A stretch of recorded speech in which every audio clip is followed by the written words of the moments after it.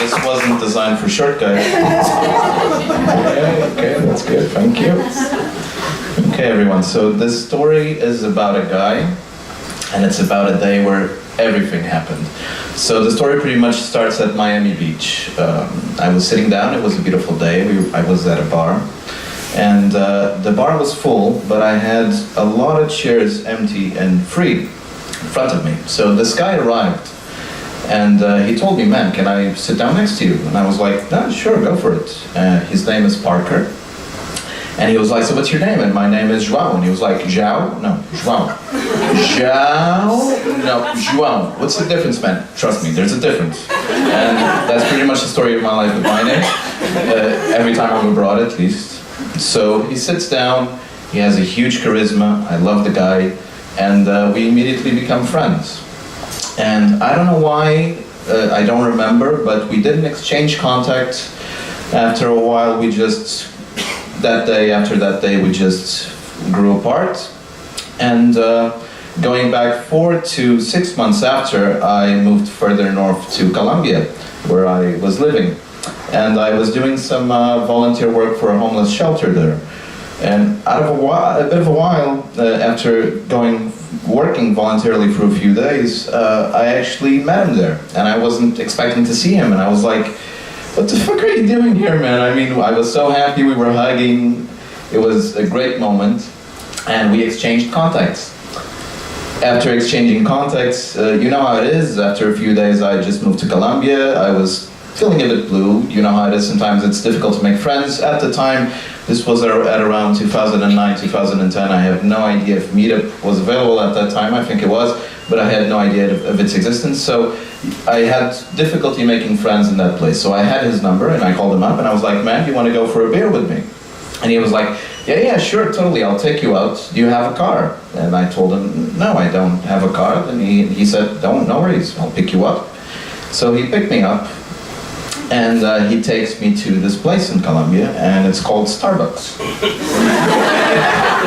And I was like, okay, so I asked this guy to go for a beer with me, and he takes me to Starbucks. Maybe it's a Colombia effect, I have no idea, so I didn't ask. And once we arrived at Starbucks, he introduced me to all of his friends. He has a bunch of friends. He has like 20 people sitting there, and I was totally amazed. People everywhere, a huge mix. And there was 3 people of his friends, and it was his best friends in total that I grew a deep connection with, which was Frank, Jason, and Kip.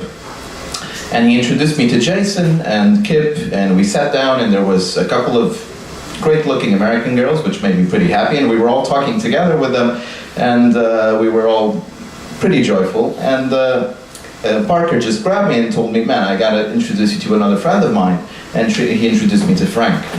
Now Frank, he's the oldest of the 3, along with Jason. And it was awesome, because he's the type of guy that I could bring here, and he could spend the freaking night just telling every single story, and he's just a great guy. I remember there was this story specifically, I was sitting in front of him, and he was pretty much telling me his experience when he was a boy, because there used to be nuclear test blasts in Yucca Flat, and he experienced one of the nuclear blasts, and he was telling me how bright it was, how the ground shook, how everything was so powerful. And I was like a little kid, my hand was like this in the table, and I was like just over there completely mesmerized by his story, and it was awesome. So after I met them, Parker grabbed us and we went to Card for a driving range, which was pretty good. We had a lot of fun. It was my first time swinging a golf club. So I was swinging it, and my first swing was awesome. Actually, Parker came to me and he was like, man, you're a fucking natural. I mean, I've never seen the first swing like that done before. It was the only decent swing that I've done in my life. The rest completely sucked.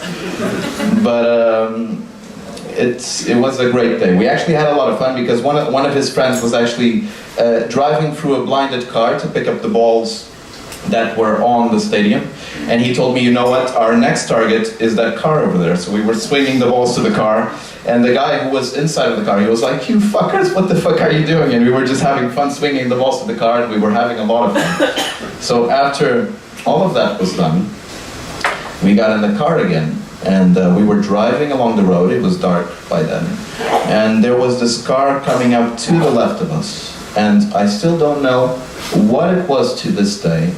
I'm pretty sure he hit a deer. And what happened was the car hit the deer. And it was Parker driving, I was sitting shotgun, it was Frank, Jason, and Kip on the back. They were actually, the three of them were sleeping. It was actually pretty adorable because Frank was almost kind of leaning in the shoulder of Jason, and they were almost sleeping together. Me and Parker were making jokes about that. But anyway, the car ran over the deer. Something, I don't know what it was, but some part of the deer jumped and fell right in front of the window next to Parker. I don't know what it was, but it was disgusting. And out of the blue, Parker just started screaming like hell. And I started screaming after him. We sounded like a bunch of pussies. And after a while, after screaming, the car just started getting out of control. And I love that. And the car just started turning out of control, and out of a sudden, all three of them at the back started screaming as well, because they just got up at a moment. They had no idea what the fuck was going on, and everyone was screaming. And the car just stopped, everyone calmed down, and then we got outside of the car, and we checked the car was fine. Parker was calling people, because we had another meeting place after them with the people who were with us at the Starbucks coffee shop, and we were looking for the corpse of the possible deer, which I have no idea what it was. We never found it because it was too dark. But moving forward, we got in the car and we went to this place. Parker introduced me to a few more people. They were great, they were really nice people, I love them. And when we arrived, the room was beautiful. The chairs weren't like these, but it was a few sofas, a few chairs, and we were sitting down and lining up. And Parker introduced me to this woman, I don't remember her name, and she was sitting at the center. And I remember Jason was to my left. Then it was Kip and then Parker. And she just told him, Jason, why don't you go ahead? And Jason got up. And he pretty much said, hello everyone, my name is Jason, I'm an alcoholic. And the moment that happened, I mean, I was like, what the fuck is happening? Why am I in an Alcoholic Anonymous meeting? And I was looking at Parker, and I was like, I was thinking, why did you bring me here? And out of the blue, all of this mental diarrhea was going through my head of, why am I here? Is he thinking that I'm an alcoholic? Am I an alcoholic? I like to drink. I do like to drink, it's true, but I don't think I'm an alcoholic unless I'm living in denial. But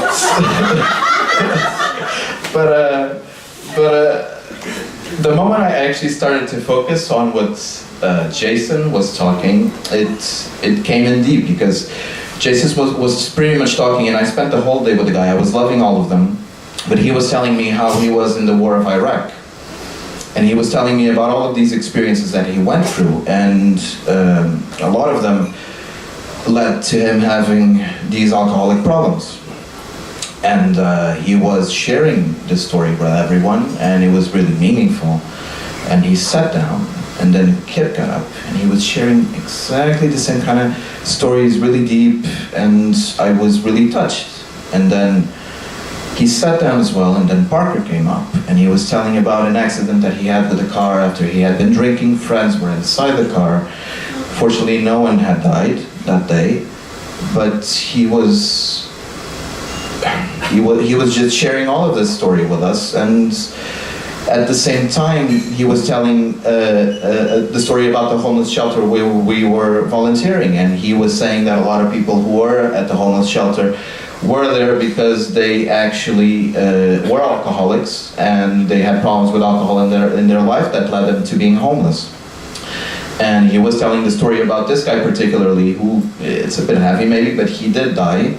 And I was speaking to him, and I was hearing him. I knew about the story of the guy, and it touched me deeply. And he sat down, and then everyone stared at me.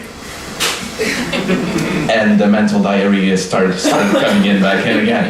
And I was like, holy shit, everyone is staring at me. This is not good. And I was looking at Parker, get me out of this shit. What are you doing? I mean, you're sitting right next to me. Everyone's expecting me to say something. And I just got up, And I said, hi everyone, my name is Joao. And I just stopped there. And everyone was still staring and they were expecting something. And I was like, okay. So after a while, they just told me, well, they didn't tell me. After a while, they actually started laughing. And I immediately knew why they were laughing. And I pretty much said, and I was in front of them, I pretty much said, you fuckers, because Parker did inform them about the situation and they did know that I was there. Parker explained to me later that he wanted to bring me to the Alcoholic Anonymous to show me the problems that he had and the other friends that he would know, that he would introduce me. So the next 6 to 7 months were probably the soberest months of my life. I had an awesome time with them. I loved being with them, but it really was the soberest months of my life. And glad to say, well, not glad to say with Parker, about Kip and Jason, they did still continue to have problems with alcohol, and eventually we had to stop communicating. Parker, though, I was really happy because he got out of the situation. He actually pulled through. He had the support of the friends. It was awesome. And I still speak with him to this day. And yeah, that's my story. Woo! Yeah.